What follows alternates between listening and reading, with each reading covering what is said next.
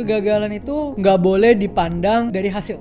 Hasilnya gagal, selama lu bisa ambil lesson learn-nya dan lu berproses, lu menang.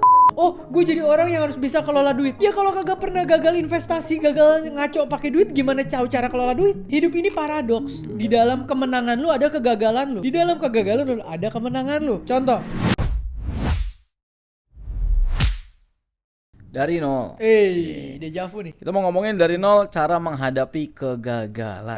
Makanya sebelum gagal 99% orang Indonesia tabungannya itu di bawah 100 juta rupiah. Maka permasalahan di Indonesia itu bukan investasi, tapi earning power. Ini yang akan jadi game changer pertama dalam membangun kekayaan. So buat kalian semua yang pengen memperbesar atau memperbanyak sumber income, gua buat yang namanya kuliah realistis. Kuliah yang fokusnya ajarin lo cara cari duit. Cek langsung YouTube membership di channel Theo Derek dan mari belajar sama-sama di kuliah realistis.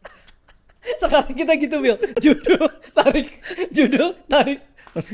Kuliah analisis. Kuliah yang ajarin lo cari-cari cuan dan minimalisir kegagalan. Bagaimana cara tidak gagal? Ya sekarang, tapi kan banyak yang bilang kegagalan itu kan pasti. Oh Kita iya, mulai bisnis pun salah satu quotes yang paling terkenal adalah kalau mau bisnis jangan takut gagal karena kegagalan itu hal yang pasti. Betul. Tapi kan namanya gagal itu kan nggak enak. Iya. Nah, gimana cara kita overcome kegagalan itu gitu? Oke. Pertama yang gue pelajari, kegagalan itu nggak boleh dipandang dari hasil. Biarpun lu akan mendefinisikan sebuah hal kegagalan itu gagal atau enggak dari hasil. Betul. Tapi lu harus belajar shifting itu melihat dari proses. Hasilnya gagal, selama lu bisa ambil lesson learn-nya dan lu berproses, lu menang. Lu tidak gagal. Lu berhasil. Oke. Kenapa? Contoh. Kita main game apa dulu yang paling gampang? Mario. Lompat, kena jamur, lompat, ting gitu ya. Jatuh, tet gitu ya. Jatuh kan, try again. Lu gagal tuh dari hasil. Oke. Tapi begitu try again, lu makin jago. Kenapa? Oh, gue udah pernah nabrak jamur yang ini. Oh, gue udah pernah ketabrak truk yang ini. Abis ini gue gak mau lewat ini, abis ini gue begini. Improve. And then abis lu try again dari gagal yang itu, lu masuk ke stage selanjutnya dan lu gagal lagi. Dan menurut gue, Tuhan menciptakan kegagalan untuk membuat lu menang dalam proses. Waduh, Kalau nggak ada kegagalan lu belajar dari mana, Pak? Kalau lu baru mulai langsung berhasil, gue tanya kenapa lu berhasil? Isinya semua kecongkakan. Bener. Congkak. Emang gue jago. Gitu bahasa. Kalau orang lain 5 tahun, gue setahun, gue jago. Iya. Lu belajar apa? Lu cuma belajar sombong. Iya, betul. Tapi kalau lu gagal, lu actually winning inside. Lu belajar. Oh, gue gagal karena kemarin kayak gitu. Sekarang gue nggak boleh. Oh, gue gagal kemarin yang ini. Gue nggak boleh. Oh, gue gagal. Makin lama, lu improve terus. Lu terus berkembang. Lu terus growing sebagai seorang manusia. Dan kalau tidak ada kegagalan, tidak ada perkembangan diri. Oke. Gimana kok cara jadi orang humble? Gampang. Jadi orang sombong dulu terus gagal. Kalau nggak bisa humble, Pak. Iya, benar. Harus gagal dulu. Karena setelah gagal lu belajar. Ternyata gue nggak sehebat itu ya. Ternyata ini tuh Tuhan yang kasih ya. Baru bisa humble. Kalau tidak pernah gagal di situ nggak bisa belajar humble-nya. Oh, jadi orang harus persistence. Mental harus tahan banting. Ya kalau kagak pernah dibanting, apa yang tahan? Iya, tahan banting tuh satu paket. Iya. Oh, gue jadi orang yang harus bisa kelola duit. Ya kalau kagak pernah gagal investasi, gagal ngaco pakai duit, gimana tahu cara kelola duit? Oke. Hidup ini paradoks. Di dalam kemenangan lu ada kegagalan lu. Di dalam kegagalan lu ada kemenangan lu. Contoh, orang 2 tahun jeder, hoki, bleger, jadi sukses. Sombong. Ya, gak punya pondasi. Ya, gak ngerti cara berelasi. Gak ngerti cara ngelola berkat yang dia udah punya. Kelihatannya dia berhasil. Dalamnya gagal. Karena begitu abis ini dia jatuh, gimana dia mulai lagi? Iya, betul. Orang yang lu bilang, oh dia gagal. Tapi dia belajar. Dia kan ada waktunya dia berhasil. Dia menang, dia tahu cara naik lagi. Nice. Hidup ini tuh paradoks, lu gak bisa lihat. Makanya kenapa gue bilang, lihat sesuatu dari hasil doang, itu sangat shallow. Sangat permukaan. Karena sebetulnya yang dibentuk itu apa yang ada di dalam. Dari penjelasan lu sebetulnya arti kegagalan itu sesuatu hal yang jadinya positif gitu ya. Lo memang positif. Padahal kan kegagalan mayoritas orang bilang itu kan hal yang negatif karena gagal kan. Kalau orang tua gue tidak gagal dan bercerai, Hmm. tidak ada gue yang sekarang. Ya. Oke, yang menarik adalah gini, Teh. Gitu loh. Gimana cara membuat point of view kita berbeda? Sedangkan gue yakin banyak orang tuh memandang kegagalan adalah sesuatu hal yang jelek doang. Gitu. Ini susah. Gue akan ngomong terkesan religi. Tapi ini gue disclaimer dulu. Gue gak ada maksud ke sana. Tapi apa yang membuat pola pikir kita berbeda adalah apa yang kita pegang dan kita masukkan ke dalam kepala kita tiap hari. Apa Kalau ya? yang gue masukin ke dalam hidup gue, kegagalan adalah sebuah kesalahan. Dan gue blaming diri sendiri. Setelah 10 tahun gagal, gue bunuh diri.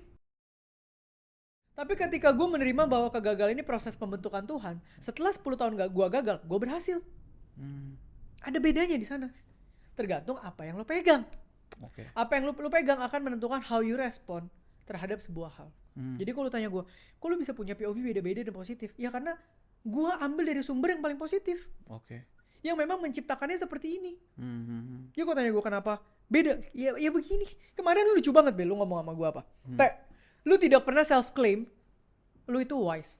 Ya. Dan lu tidak pernah ngepost ayat apapun tentang wisdom. Atau even bahas Salomo. Ya. And yet semua orang komennya lu bijak. Ya. Tapi ada juga orang yang bisa ngepost tentang Salomo terus dengan all the wisdom. Nggak ada yang bilang dia bijak. Ya. Itu kan lucu Bil. Betul. Karena ya ada dua hikmat kan di dunia ini. Karena wisdomnya dia dari luar dan wisdomnya gue dibentuk Tuhan di dalam. Dan itu bukan ibaratnya bukan dari lu. Bukan. Ya, nice. Gitu loh. Nah ini yang gue pengen teman-teman dengar dan tahu bahwa kenapa gue bilang yang penting survive. Selama lu survive, Tuhan terus bentuk lu. Selama lu survive, Tuhan terus jalan tuh proses pembentukan. Yang penting jangan lu gagal, lu cuma dapet depresinya. Nah, itu. Lu harus ada lesson learn-nya, lu harus tahu what's next-nya. Ya. Gitu loh. Nah, itu kan ibaratnya banyak orang mungkin yang dengar, ini kan Theoderic yang sekarang. Iya. Memandang kegagalan seperti itu. Betul. Nah, Theoderic yang dulu apakah waktu gagal langsung berpikir oh ini proses, oh ini pembelajaran, nah ini. Nah, itu boleh cerita nggak lu pertama kali gagal gimana, frustrasi atau enggak, dan gimana lu overcome akhirnya dan punya mindset yang kayak gini? Dulu gue sering gagal dan gue depresi dan gue frustasi. And then apa yang lu lakukan? Yang gue lakukan ya balik lagi tadi apa yang gue pegang. Oke. Setiap kali gue gagal, biarpun hasilnya belum kelihatan, gue percaya penuh 100% bahwa kegagalan adalah proses pembentukan. Maka setiap kali gue terpuruk, gue cuma doa, gue bilang Tuhan, apa yang lu mau bentuk dari kegagalan gue ini lu bentuk dah. Gue ikutin aja titik. Oke. Kalau dulu, terus kok lu udah tahu kayak sekarang? Kagak. Gua aja kalau dulu nggak gagal memaknai kegagalan, sekarang nggak akan berhasil memaknai kegagalan. Oke, berarti memang harus ada prosesnya. Ada. Jadi Semakin banyak orang gagal dulu, dia akan semakin jadi orang yang matang dan dewasa. Gue akan lebih suka lihat orang yang udah pernah jatuh bangun terus dikasih momentum sama Tuhan gila-gilaan. It means dia mungkin half ready atau ready lah. Tapi kalau dia belum pernah gagal, dia dikasih rezeki terus, itu kasihan Pak. Itu kayak orang lu kasih naik gunung terus, habis ini jatuh, bup, mati. Karena sekali jatuh nggak ada pegangan. Dan ada nggak orang yang tidak jatuh? Nggak ada. Ada nggak orang yang tidak naik? Nggak ada. Setiap orang itu berputar. Problemnya adalah ketika lu naik, lu belajar apa? Ketika lu jatuh, lu belajar apa? Gue bilang sama lu, Bill. Gue bertahun-tahun di awal dibentuk Tuhan dalam proses kesusahan dan kegagalan. Sekarang juga gue lagi diproses dibentuk Tuhan. Kenapa? Di saat semua berkat masuk, fame masuk, credibility masuk, duit masuk. Bagaimana gue tetap punya karakter yang strong? Bagaimana tetap gue punya mindset yang gak rusak, gak terlena, gak sombong. Tidak terpengaruh dunia gitu-gitu. Iya, ini kan juga belajar gue. Bisa gak gagal? Ya mungkin bisa aja, tapi kan ini proses pembelajaran. Oke nih, kalau gitu pertanyaan gini. Gimana cara banyak orang yang mungkin stay mereka gagal, mereka stay dengan kegagalan mereka, mereka stay dengan mental gagal mereka dan akhirnya membuat mereka putus asa yang lu bilang tadi. Apa yang membuat, karena feelings itu kan valid. Betul nggak? Enggak, feelings nggak valid. Nggak valid. Karena kan sedihnya langsung. Nggak. Feelings itu determined by otak itu 90%. Oke, gue baru mau nanya. Ketika gue tadi bisa ngomong Tuhan, kegagalan gue ini proses pembentukan, feelings gue nggak mungkin sehancur Orang yang mikir, oh gue gagal karena emang gue goblok. Beda pasti. Ah. Gue besok paginya udah bisa bangun lagi, maju lagi. Iya. Yang mikir gue gagal karena gue goblok dan nyalain diri sendiri, bisa 3 minggu lagi pak. Iya betul. Baru keluar kamar. Nah, tapi kalau orang berpikir ketika gagal memang itu bagian dari proses, tapi kan sebetulnya kadang-kadang kita gagal juga ada kesalahan dari kita. Nah, makanya jangan pernah ngerasa diri lu pintar. Gue sampai sekarang selalu ngerasa diri gue goblok. Orang goblok yang tiap hari belajar. Kalau hari ini gue ngerasa gue pintar, gue akan sensitif, gampang tersinggung, gak mau terima masukan, gak mau terima kesalahan. Stop. Iya, jadi lu bisa belajar dari kesalahan. Ingat gak di podcast mana gue bilang, gue belajar nabung dari siapa? Mbak Iro. Itu hal yang sepele. Tapi maksud gue even bisa belajar dari IRT pak. Iya. Dari ART pak. Kenapa? Karena buat gue emang keren. Iya. Dan kalau hari ini gue ngerasa gue hebat, gue gak akan mau belajar dari ART. Sorry tuh saya gak ada maksud apa-apa, tapi kalian coba logic aja. Iya. Even gue banyak belajar dari supir Grab Lux, Gokar Lux yang gue pakai buat gue ke mana-mana. Gue orang bodoh yang diberikan Tuhan kesempatan belajar setiap hari, sehingga gue bahagia untuk bisa belajar semua hal baik yang orang punya. Oke, makanya Tapi lu the bisa moment belajar. gue berasa pintar, dari situ gue pasti turun, growth gue stuck. Pelan pasti. Karena lu gak pernah salah lagi. Iya. Lu pintar. Iya. Oke, Teh. Nah, sebetulnya kalau misalkan sekarang ya buat orang-orang yang sekarang mungkin lagi ngalamin yang tadi titik jatuh, ngerasa usahanya semua sia-sia. Kira-kira apa hal yang paling realistis yang perlu dilakukan, satu hal deh buat mereka Ke real impact kali ya. Enggak bercanda. Jadi oke. Kalau sekarang kalian desperate, bangun mental belaga gila yuk. Belaga gila tuh gini. Ketika kalian sekarang jatuh dan gagal, belajar aja bahwa yalah namanya emang gue orang bego, gagal ya nggak apa-apa, wajar. Tapi ini proses pembelajaran supaya tambah pinter. Dengan kalian punya mindset dan sikap hati kayak gitu, pasti kalian akan less blame. Karena biasanya yang dipakai buat ngancurin diri kita adalah sifat blame. Blaming diri sendiri tuh destruktif banget. Banget. Makanya itu juga yang selalu dipakai kalau di ajaran kita, rasa bersalah itu selalu dipakai untuk menjauhkan kita sama Tuhan kita. ada judgmental nanti di situ. Judgmental di situ. Jadi emang saya orang bodoh, emang saya orang tak pantas yang diberikan kesempatan sama yang di atas untuk belajar dari kegagalan ini, dan saya mau tambah pinter setiap harinya 1% deh gitu. Udah. Oke. Kalau gitu ini terakhir banget. Karena gue tiba-tiba kepikiran. Kalau kita ngomongin dalam konteks bisnis, ya kan tadi sebelumnya kita ngomongin tentang bisnis 80% gagal di tahun pertama. Gimana cara membedakan kegagalan yang sementara? Kan ada gagal-gagal yang sementara, akhirnya dia coba lagi, akhirnya berhasil. Atau kegagalan yang menandakan bahwa gue kayaknya harus ganti jalur atau ganti bisnis. Ini susah. Kegagalan secara individu itu menurut gue gak ada kalau mindsetnya kayak tadi belajar. Karena setiap kegagalan individu itu cuma pintu untuk lo tambah pinter. Tapi kegagalan dalam industri bisnis, nah ini lo harus tahu.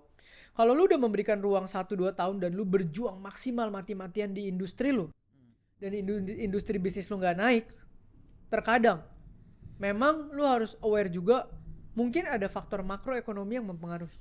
Mungkin ada faktor behavior trend yang mempengaruhi. Kayak sekarang, startup winter. Apakah gue bisa bilang setiap foundernya tidak kompeten? Tidak. Enggak. Tapi kalau setiap foundernya berpikir mereka gak kompeten terus gak dapat funding, mereka bunuh diri. Betul. Ada satu fakta yang mereka harus terima yang namanya tech winter, ya tech winter. Kalau lagi winter, jangan maksa di situ. Pivot. Pak, semut aja mengumpulkan di musim apa, Pak?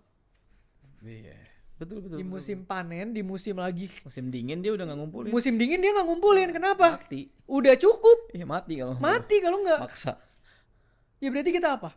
Cari momentumnya di depan mata di mana, kumpulin di situ, kelola, simpen, begitu musim dingin datang, lu udah siap. Tinggal cari lagi mana industri yang musim panen lagi. Hidup itu masalah adaptasi. Ya, nggak bisa lah kita bilang idealis nih, gue mau seumur hidup A terus. Dia bisnis A terus gitu. Nggak ada. Ada dokter tiba-tiba jalannya jadi konten kreator. Betul. Ada apa? Arsitek jalannya jadi jualan full time kartu Pokemon. Ada. Hidup tuh nggak pernah ada yang tahu. Gitu loh. Jadi Lihat apa yang di depan mata, maksimalin, gaspol. Ya ada juga statement waktu itu yang keluar dari mulut lu sebenarnya yang kita sama-sama discuss. Bisnis boleh mati asal lunya hidup. Iya, benar. Ya kan? Benar. Jadi cari bisnis yang lain, Iya. pivot. Dan Iya. itu tidak salah. Selama lu lu nya tambah pinter sebagai entrepreneur betul. dan masih punya uang. Oke, mantap kalau gitu, Teh. Cukup dari gua? Ada tambahan dari lu? Aman? Udahlah, gue Udah rasa ya? tadi udah cukup. So buat teman-teman yang merasa gagal atau depresi, jangan salahin diri lu sendiri lah. Hmm. Capek gila. Ya. Mau sampai kapan, dan itu nggak mengubah apa-apa. Karena gue dulu pernah begitu. Hmm. Gue ngerasa semua hal yang kurang perform adalah salah gue. Ya which is kalau punya karyawan yang kayak gitu kita seneng sih di kantor. Tapi dia Improve terus sih. tapi dia bentar-bentar minum antidepresan aja. Jadi ya, yang penting lesson learn dan corrective action, 2 itu aja udah. Oke. Titik. Siap. Thank you, Teh. Sampai ketemu di segmen dari nol selanjutnya.